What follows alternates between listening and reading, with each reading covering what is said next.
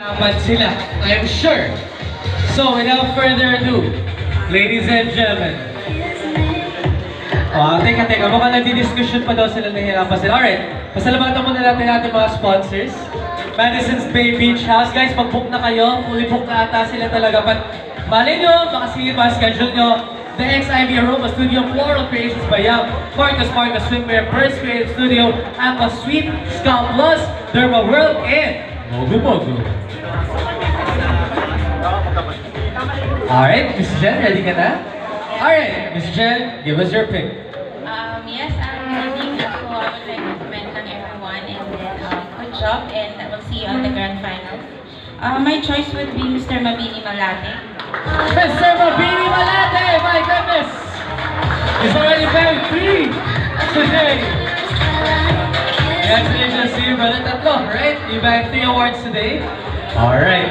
Again, to all the other Hawks, huwag kayong mag-alala sa grand finals, and of course to Mr. Mabini Malate, huwag na din maging overconfident.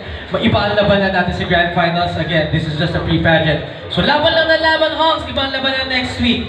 And of course, Sir Jonathan. Sunod na selektahan.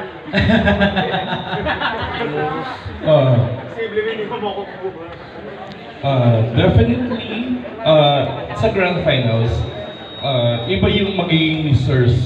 ano eh. Swimwear. Best in swimwear, iba pa rin yun. Iba pa, of course. But for tonight, my choice is Mr. Lardizábal Sampaloc. Mr. Lardizábal Sampaloc! Congratulations to you! I do believe he's the first winner. Yeah?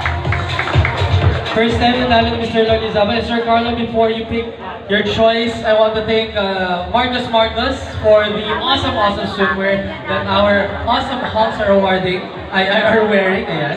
So congratulations to Brian, and congratulations to you, brother. And of course, congratulations to Sir Mabini Malate. Our last pick!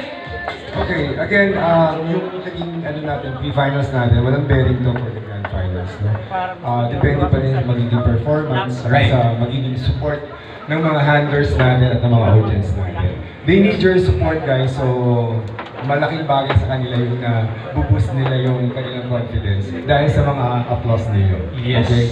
So for me, for this, for tonight, pre-pageant, my choice is Mr. General Luna what's this? General Luna Malate. Oh! Rio Rosado! There you go, General Luna Malate.